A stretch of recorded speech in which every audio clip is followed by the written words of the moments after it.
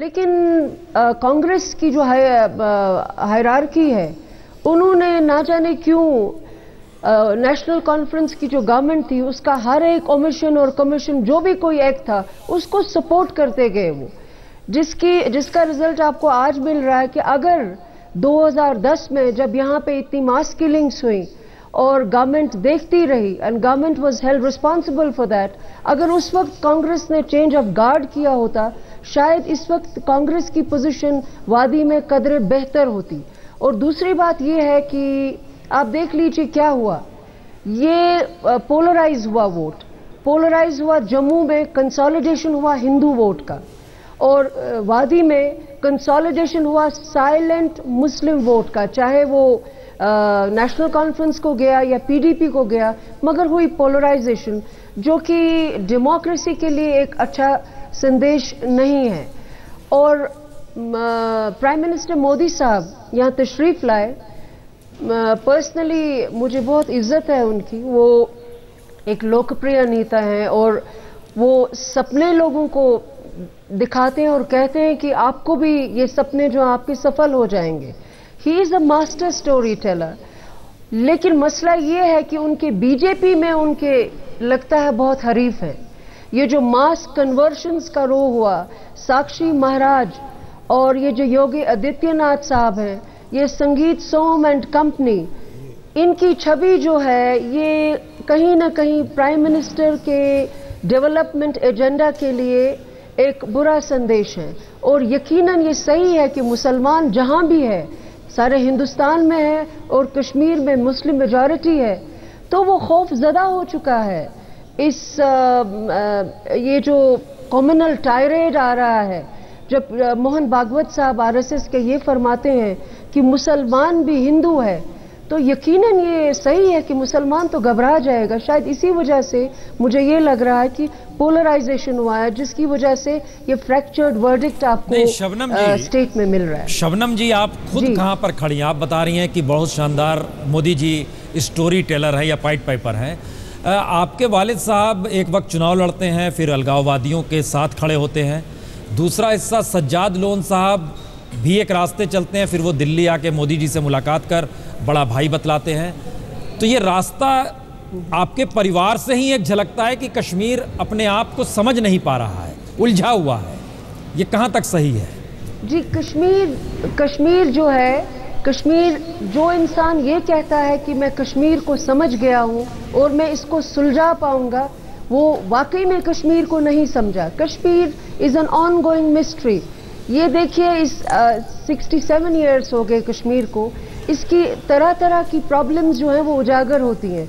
कश्मीर कभी स्टेबल नहीं रहता, कभी आपको ये लगता है ये पीसफुल है, लेकिन एकदम ये उभर जाता है। अब आपने मेरे वालिद साहब की बात की। मेरे वालिद साहब कांग्रेस में बहुत सीनियर मिनिस्टर थे and he has been one of the best parliamentarians in Jammu and Kashmir. लेकिन देखिए, इतने बेहतरीन से बेहतरीन पार्लियामेंटेरियंस भी एक वक्त हुआ कि अलगाववादी हो गए। उसमें कहीं ना कहीं नई दिल्ली की जो पॉलिसीज थी, they were responsible for all those things. यहाँ पे क्या हुआ कि कुछ परिवारों को लेके नई दिल्ली जो है उनके साथ इतना घुल मिल गई कि उनको बाकी लोग जो है उनके हकूक का कोई एहसास नहीं रहा। यहाँ का जो ऑर्डिनरी कॉमन आदमी है वो भी इस पिंच को फील करने लगा। तो जिस तरह से यहाँ सारा एक बहाव आ गया एक वक्त, तो उसमें सब लोग बह गए। लेकिन हमारे जो वालिद साहब थे, उनकी जो जनरेशन थी वो एक वैल्यू बेस्ड जनरेशन थी। अब वो वैल्यूज कम नजर आते हैं। ये त्रासदी है शबनम जी, ये मुश्किल है, लेकिन हम जरा इस एस्पेक्ट को जरा दूसरे लहजे में भी देखें, क्योंकि हाँ, रामकृपाल जी, एक सवाल था कि मोदी जी स्टोरी टेलर हैं जिसका जिक्र कर रही थी, लेकिन सोचिए घाटी का व्यक्ति बोल रहा है, आदित्यनाथ, साक्षी महाराज ये क्या कर रहे हैं? प्रसून जी बिल्कुल सही उन्होंने कहा। मैं बहुत देर से सोच रहा था कि इस मुद्दे पर आऊँ, क्योंकि सुबह से जब से शुरू हुआ हम लोग कई तरह के पॉलिटिकल समीकरण बना रहे थे, लेकिन अब जो फिगर आ रही हैं वो थोड़ा सा रियलिस्टिक फिगर की तरफ जा रही हैं। याद कीजिए कि जब हम लोग एग्जिट पोल और उसके पहले भी जो ओपिनियन पोल आ रहे थे, सब जगह कमोबेश दो चीज़ें हो रही थी कि झारखंड में बीजेपी सरकार बना लेगी और जम्मू कश्मीर में बीजेपी नंबर 2 की पार्टी होगी। ये देखिए उस दिन 20 तारीख को भी हम लोग कमोबेश रिजल्ट वही है।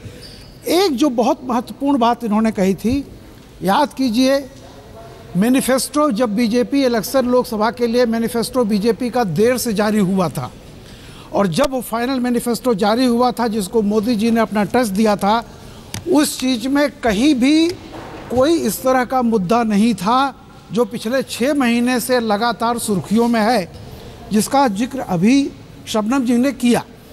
याद कीजिए मंदिर पर एक आखिरी लाइन है मैनिफेस्टो में कि संविधान के तहत इसका हल ढूंढा जाएगा। अगर उसी मैनिफेस्टो के आधार पर बीजेपी आज बढ़ी होती तो मिशन 44 मैं कहता हूं कि जरूरी नहीं था वो अचीव होता, लेकिन उसके आसपास पहुंचते।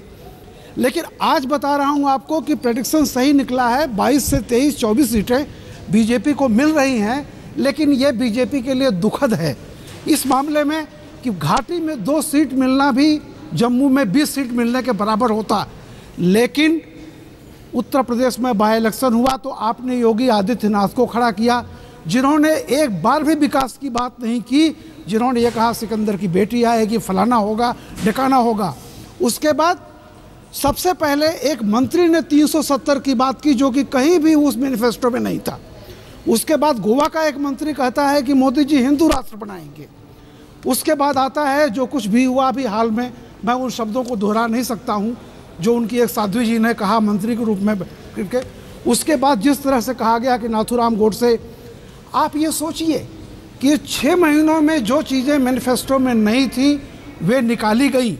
और जो मेरे ये मित्र अभी कह रहे थे बहुत सही है, अगर क्योंकि ये जो अब बीजेपी को यह तय करना पड़ेगा कि जो मैनिफेस्टो में मई महीने में जो मोदी जी ने मैनिफेस्टो निकाला था अप्रैल और मई में, उस पर मोदी चल रहे हैं या अभी तक की जो ये मौन चुप्पी थी बिल्कुल उसको टॉलरेट कर रहे हैं। अब ये तय करना पड़ेगा। अगर श्रीनगर में, जम्मू श्रीनगर में शाह और मोदी का मिशन फतेह करना था या भविष्य में अगर आपको जाना है तो आप इन नारों के साथ नहीं जा सकते हैं। और ये देश में भी यही है। मैं बता दूं कि ये देश, एक बात समझ लीजिए कि पेट के लिए नाक नहीं कटने देगा ये देश। और यहाँ पर भाईचारा किसी भी विकास से बड़ी चीज़ होती है। आप भाईचारे की कीमत पर बंटवारा अगर इस तरह से वैमनस्य ये बढ़ा करके कोई विकास की बात होगी तो जम्मू कश्मीर एक उदाहरण है।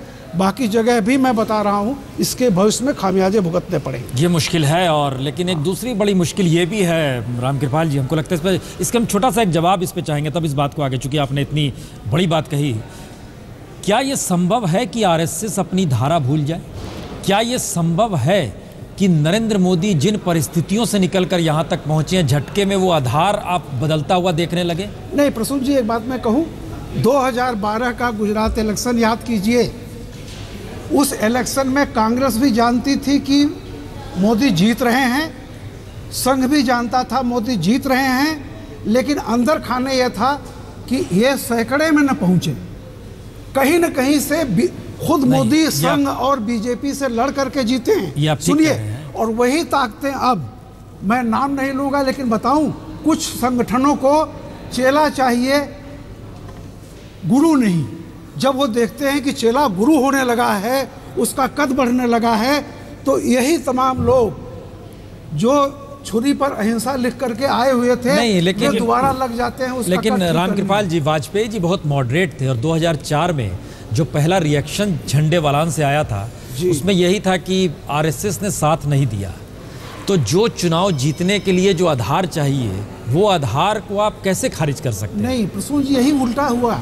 यहाँ पर जब लोगों को मालूम पड़ गया कि सिर्फ मोदी के नाम पे वोट पड़ रहा है तो लोगों ने कहा कि हथियार अभी डाल दो, एक बार जीत लो, उसके लेकिन बाद संघ इसे नहीं मानता है सर, फिर शुरू कर देना। संघ नहीं मानता है। नहीं, संघ तो कहता है हमारी सक्रियता थी इसलिए हम जीते। आप ये सोच रहे होंगे ना, अंदर खाने की बात है, आप भी जानते हैं, मैं भी जानता हूँ। हम बीजेपी से इसका जवाब लेते हैं, छोड़िए हम लोग आपस में जो डिस्कशन कर रहे हैं। एक बात कहूँ जी, मैं ये कहना चाहता हूँ कि जब शबनम जी कह रही थी अभी कि Modi ji master story teller हैं, लेकिन मास्टर स्टोरी टेलर होने के साथ साथ ऑनेस्ट स्टोरी टेलर होना बहुत ज़रूरी है। आप स्टोरी टेलर अच्छे हो सकते हैं, लेकिन क्या आप ऑनेस्ट हैं कि आप जम्मू में एक स्टोरी बताएं, दिल्ली में एक स्टोरी बताएं और कश्मीर घाटी में एक अलग स्टोरी बताएं? और जहां तक उनकी खुद की पॉलिटिकल फैमिली का ताल्लुक है, तो जो मरहूम लोन साहब थे वो हुर्रियत के चेयरमैन रहे हैं, वो कश्मीर की आज़ादी की बातें करते आए हैं। सजाद लोन साहब कुरान पे हाथ रख के कहते आए हैं कि मैं इलेक्शन में मेरा कोई प्रॉक्सी कैंडिडेट नहीं है, और फिर इलेक्शन लड़ते हैं। और उसके बाद बिलाल साहब अभी हुर्रियत में हैं। तो ये उनकी तरफ से ये बातें कहना अजीब सा लगता है कि जहां क्या बोल रहे हैं। मैं ये कह रहा था, आरएसएस और बीजेपी के संबंधों की बात हो रही थी। जब वाजपेयी जी की सरकार बनी और उसके 1 साल के दौरान आरएसएस का कितना प्रभाव रहा, अखबारों में कितनी चर्चा हुई, कितने नेताओं ने बयान दिए, उसकी एक तहकीकात होनी चाहिए। और पिछले 8 महीनों में सरकार बनने के बाद मोहन भागवत या आरएसएस के अन्य नेताओं ने कितने बयान दिए, इस बात से स्पष्ट हो जाता है कि कौन किस पे हावी है और किस समय कौन किस पे हावी है। एक छोटी सी बात कहूं मैं, एक 30 सेकंड लूंगा। मैं कहता हूं कि जैसे वाजपेयी जी और मोदी जी में क्या फ़र्क है, कि अगर वाजपेयी जी को कश्मीर के लोग पसंद करते हैं वो उनकी लेगेसी की वजह से है, और मोदी जी की तरह वाजपेयी का कोई बैगेज नहीं था गुजरात का। तो ये फ़र्क है वाजपेयी जी और मोदी जी में। और वाजपेयी जी आज भी जाएंगे, किसी आम कश्मीरी से बात करेंगे, वो कहेगा बीजेपी के साथ मेरा कोई ताल्लुक नहीं है, लेकिन वाजपेयी जी की एक लेगेसी है। तो ये डिफरेंस आपको बड़ा महसूस करना पड़ेगा। सुधांशु त्रिवेदी जी भी हमारे साथ जुड़ चुके हैं। सुधांशु त्रिवेदी जी, जो फिलहाल जो आंकड़े आ रहे हैं स्क्रीन में, उसमें 2 सीट पीछे है झारखंड में बहुमत के, अभी 39 सीटों पर बीजेपी आगे चल रही है, और दूसरी तरफ जम्मू कश्मीर में बीजेपी 25 सीटों पर आगे है दूसरी बड़ी पार्टी के तौर पर। लेकिन घाटी में उसको 1% के करीब वोट मिला है, लेकिन घाटी में एक भी सीट उसके हिस्से में नहीं आ रही है। ये संकेत बहुत साफ हो चुका है। लेकिन सवाल यहाँ पे एक दूसरा है। हमारे साथ चूँकि श्रीनगर से शबनम लोम जुड़ी हुई हैं, यहाँ पर गौहर गिलानी साहब बैठे हुए हैं, और एक सवाल निकल कर आ रहा है कि क्या सिर्फ डेवलपमेंट के मुद्दे से हट के बीजेपी के भीतर के जो एम्बियंस अलग अलग सुनाई देने लगे, उसने गड़बड़ी कर दी पूरी की पूरी। और ये सवाल उठ रहा है कि क्यों साक्षी महाराज, क्यों आदित्यनाथ, क्यों गोडसे, क्यों धर्मांतरण, ये सारे सवाल उठ रहे हैं और लोग कह रहे हैं, कश्मीर से ये बात कह रहे हैं। सुधांशु जी, क्या यही चीजें घातक रही? देखिए, अभी आपके ही चैनल पे एक विद्वान पैनलिस्ट ये बात कह रहे थे कि वाजपेयी जी की सरकार के शुरुआत के 1 साल में देख लीजिए कि आरएसएस का कितना इंपॉर्टेंस दिख रहा था, और पिछले 6-7 महीने में देख लीजिए। तो मैं याद दिलाना चाहता हूं, जो हमारी पिछली बार सरकार बनी थी तब भी इसी प्रकार का वातावरण बनाया गया था। 1998 के नवंबर महीने में इकलौता मौका है जब पोप ने स्टेटमेंट दिया था कि गुजरात में ईसाइयों के साथ गड़बड़ हो रहा है। तब सुरेश भाई मेहता मुख्यमंत्री थे, और एक ऐसी घटना थी जिसमें एक भी व्यक्ति मारा नहीं गया, एक भी व्यक्ति हॉस्पिटलाइज नहीं हुआ, मगर इतना बड़ा माहौल बना दिया भारत के बौद्धिक एस्टेब्लिशमेंट और पॉलिटिकल एस्टेब्लिशमेंट ने मिलकर कि पोप तक की प्रतिक्रिया आ गई। याद करिए स्वदेशी जागरण मंच के लिए क्या हुआ था, इतना विवाद बनाया गया कि जैसे पूरा इकोनॉमिक डेवलपमेंट को रोक दिया जाएगा।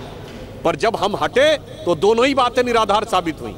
किसी भी प्रकार का भेदभाव नहीं हुआ, सबको साथ में लेकर एनडीए की सरकार चली, और विकास की दर को हमने 4.5% से 9% पे लाए, और सेकंड स्टेज इकोनॉमिक रिफॉर्म्स लाए। इसलिए मैं पूर्णतः आश्वस्त हूं कि सारे प्रचार और दुष्प्रचार से परे जाकर मोदी जी के नेतृत्व में हमारी भारतीय जनता पार्टी की सरकार विकास की दिशा को आगे रखने में सफल होगी। जब जब हमारी सरकार आती है, इस प्रकार के दुष्प्रचार होते हैं, पर ये हमारी वास्तविक नियति और क्षमता को प्रभावित नहीं कर पाए। नहीं तो ऐसी कौन सी वजह है जिसमें घाटी में आप नहीं नजर आ रहे हैं, लद्दाख में नजर नहीं आ रहे हैं, और जम्मू में सिर्फ सिमट गए हैं? वो कौन सी वजह है? और दूसरी तरफ झारखंड में भी अभी बहुमत का आंकड़ा छुआ नहीं है आपने, वो कौन सी वजह है? जबकि लोकसभा की तुलना हम कर रहे हैं तो आप लोग को तो बहुत आगे निकल जाना चाहिए था।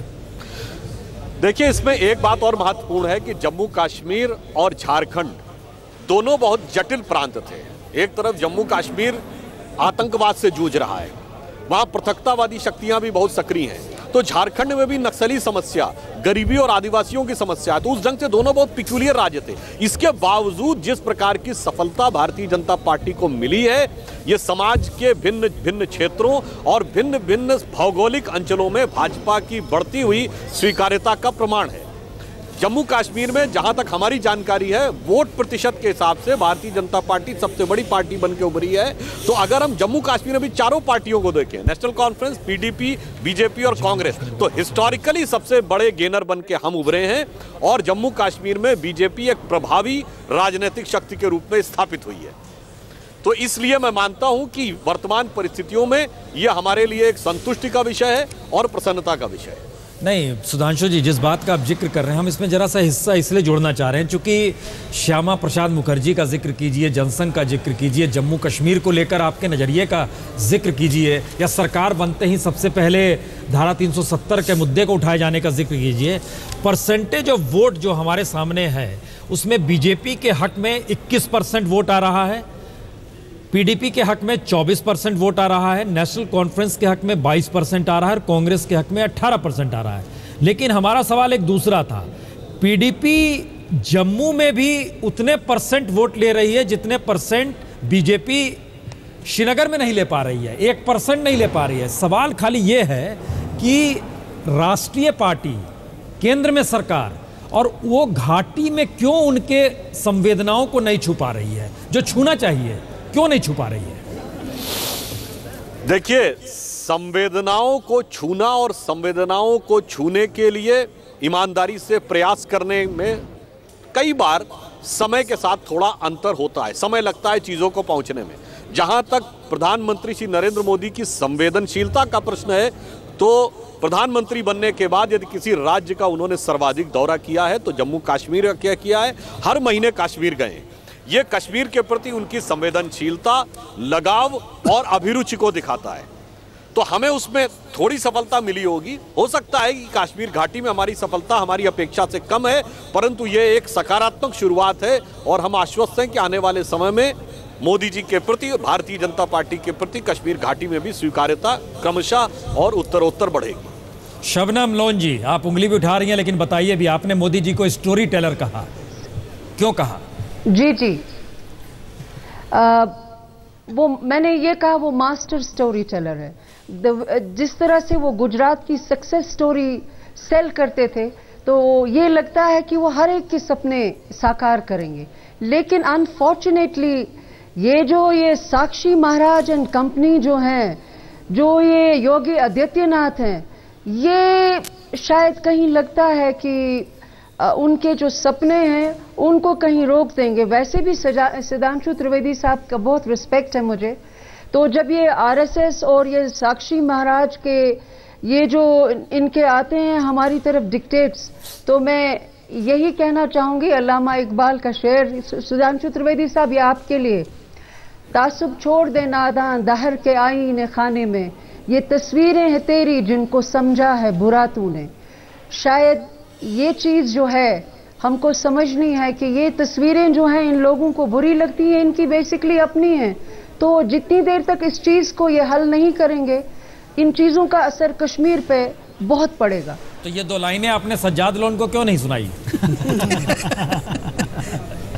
जी, सज्जाद लोन के बारे में ये मैं कहूँगी मेरा भाई है, लेकिन जो उन्होंने बीजेपी के साथ जो भी उनका कुछ है, मुझे उसके साथ कुछ नहीं है, मेरा उस तरह से सियासी ताल्लुक नहीं है। लेकिन मैं ये चाहती हूँ कि जो हंदवारा की सीट है, ये मेरे वालिद मोहतरम ख्वाजा अब्दुल गनी लोन साहब की सीट है। उन्होंने इतना काम किया है उस जगह कि एक मिसाल होनी चाहिए कि 40-45 साल एक शख्स ने काम किया, और सज्जाद लोन को जो एक एक वोट आज मिल रहा है वो उनके वालिद का है। इसके बाद वो अगर जीत जाएं, इसके बाद अगर वो बढ़ोतरी करते हैं तो वो उनकी अपनी होगी, लेकिन ये एक एक वोट अब्दुल गनी लोन का है। और ये आज की जो पीढ़ी है, सज्जाद लोन हो, उमर अब्दुल्ला हो या कोई और हो, इन लोगों को ये सीखना है। जैसे उमर अब्दुल्ला अभी शेख मोहम्मद अब्दुल्ला साहब का खा रहे थे, इसी तरह से सज्जाद लोन जो है वो सीखें कि कैसे वैल्यू बेस्ड पॉलिटिक्स की जाती है, कि वो लोग जो हैं वो जिंदा नहीं है मेरे वालिद, लेकिन उन लोगों की इतनी एफिलिएशन है मेरे वालिद के साथ कि हम में से कोई भी जाए, अगर मैं जाऊं किसी गांव में तो यकायक वो लोग 100 हजारों की तादाद में जमा हो जाते हैं। उनके लिए ये नहीं है कि कोई बच्चा उनका चेयरमैन है, नो, वो उस काम के लिए जो उन्होंने उन लोगों के लिए किया है, ये वोट वही है। वो शख्स जिंदा नहीं है, लेकिन उनकी छवि अभी भी जिंदा है। शबनम जी, बीजेपी एक बड़ी पार्टी के तौर पे जम्मू कश्मीर में बढ़ रही है, 25 सीट पर आगे चल रही है, पीडीपी 31 सीट पर चल रही है। हम सुधांशु जी से कुछ पूछे, उससे पहले एक सवाल का जवाब दीजिए, सही रास्ता किसका है? आपके वालिद साहब का सही रास्ता था कांग्रेस छोड़कर सेपरेटिस्ट की राह में चलना, या आपके भाई सज्जाद लोन का सही रास्ता है कि वो बीजेपी के साथ चल पड़े हैं? देखिए, ये आपने मेरे साथ ज्यादती की। मेरे वालिद का मुकाबला किसी के साथ नहीं होगा ना, और मेरे भाइयों के साथ भी नहीं। वो लोग अलग जेनरेशन के लोग थे। आजकल की जो ये ट्विटर जेनरेशन है, उन लोगों का मुकाबला नहीं कर सकती है। मैं आपको एक बात कहूं कि मेरे वालिद जब पब्लिक सेफ्टी एक्ट के तहत बंद थे तो हमारे इलाके के कश्मीरी पंडित उनको जेल में मिलने गए। तो मुझे अभी भी याद है, वो बुजुर्ग कश्मीरी पंडित थे और ये बखुदा सही है, उन्होंने उनसे कहा कि लोन साहब, अगर आप हमें ये कहेंगे कि हमारी जवान बेटियों के समेत तुम पाकिस्तान चलो, हम आपको ये पूछेंगे नहीं कि आपने क्यों कहा, हम चलेंगे। इतना बेहद भरोसा था उनको उन पे। लेकिन आजकल वो वैल्यूज नहीं है प्रशोन साहब, और ये चीजें जो हैं हमको उन लोगों से एमुलेट करनी है, सीखनी है, और ये देखना है कि ये अगली मैनिफेस्टेशंस जो हैं हिंदू मुसलमान की लड़ाई, ये जो कोई कहता है कि मुसलमान हो जाओ, कोई कहता है सारी लड़कियां हम ले लेंगे, वहाँ यूपी में जो वो संगीत सोम वगैरह ने किया, इसका बेहद खराब नतीजा होगा बीजेपी के लिए। और ये छवि जो है अल्टीमेटली एक न एक दिन नरेंद्र मोदी साहब को ये कन्फ्रंट करना पड़ेगा कि जब मैं ये कहती हूँ कि he is a master story teller, मैं ये भी कहना चाहती हूँ कि उन्होंने उनको डिसिप्लिन किया। अगर वो नहीं कर पाएंगे तो आहिस्ता आहिस्ता ये उनकी पर्सनालिटी पे असर करेगा। जी सुधांशु जी, बिल्कुल अलहदा आवाज़ है शबनम जी की, लेकिन ये सवाल हर जहन में होगा कि सज्जाद लोन, जिनकी पत्नी जो है वो अमनुल्लाह खान की बेटी, जो JKLF बनाने वाले शख्स थे, उनकी बेटी, और लोन साहब ने अपने बेटे का निकाह वहाँ पर किया और उसमें कुछ पत्रकारों को भी ले गए थे। खैर वो दूर की होती है, लेकिन सवाल ये है, जम्मू कश्मीर को समझने के लिए धारा 370 का जिक्र क्यों होता है, और जम्मू कश्मीर को समझने के लिए जम्मू और श्रीनगर के बीच सियासी पुल कोई क्यों नहीं बना पाता है? और इस चुनाव में भी जम्मू में जितना वर्चस्व बीजेपी का है, उतना ही शून्यता और वैक्यूम बीजेपी की घाटी में है। PDP की उतनी ही बड़ी वैक्यूम जम्मू में है। जब जम्मू और श्रीनगर आपस में नहीं मिल पा रहे हैं, तो जिन दिलों का जिक्र शबनम कर रही है, मिलने के बाद कह रही, तो चीजें कहां से होंगी इस देश में? देखिए, ये कुछ हद तक ये एक हकीकत है कि जम्मू और कश्मीर के बीच में एक पॉलिटिकल डिफरेंस दिखाई पड़ता है, पर यह डिफरेंस विगत 60 वर्षों की जो गलत नीतियां रही हैं कांग्रेस के शासन की, उसके कारण से ये बढ़ता चला गया। निश्चित रूप से 60 वर्षों में जो कुछ गलतियां रही हैं उनको भरने के लिए 6 महीने का समय बहुत कम था, यद्यपि नरेंद्र मोदी जी ने ईमानदारी से इसका प्रयास किया है। धारा 370 के बारे में हमारे विषय में कई बार विरोधाभासी तर्क कहे जाते हैं। एक तरफ कहा जा रहा है कि हम सांप्रदायिकता को बढ़ा रहे हैं, कट्टरवादिता की बात कर रहे हैं, दूसरी तरफ हम ही पे आरोप लगता है कि हम धारा 370 जैसे विषयों को बैक बर्नर पे रख रहे हैं। तो दोनों चीजें तो एक साथ नहीं हो सकती हैं। इसका मतलब दो में से एक ही तथ्य सही है। दोनों प्रकार के आरोप भारतीय जनता पार्टी पे लगाना युक्ति संगत नजर नहीं आता है। हाँ, शबनम लोन जी ने जो एक बात कही, जिस प्रकार के बयान कुछ लोगों के द्वारा आए, हमारे कुछ नेताओं के द्वारा आए, भारतीय जनता पार्टी उन बयानों से, उन वक्तव्यों से पूर्णतः असहमत है। हम उसका खंडन करते हैं। हमारे शीर्ष नेतृत्व ने उसका खंडन किया, प्रधानमंत्री जी ने सदन के पटल पे खंडन किया, और यहां तक कि उन नेताओं ने भी अपने बयान विड्रॉ किए। और ये भारतीय जनता पार्टी की जो हकीकत है, जो वास्तविक सोच है, उसको प्रतिबिंबित नहीं करते हैं। और हमारा ये, परंतु हमारे राजनीतिक विरोधी ऐसे किसी भी घटना को कितना बड़े से बड़ा विषय बनाया जा सकता है भाजपा के विरोध में, वो इसके प्रयास में रहते हैं। इसीलिए आपने देखा कि साध्वी निरंजन ज्योति के बयान पर प्रधानमंत्री के वक्तव्य के बाद भी वो मानने को तैयार नहीं थे।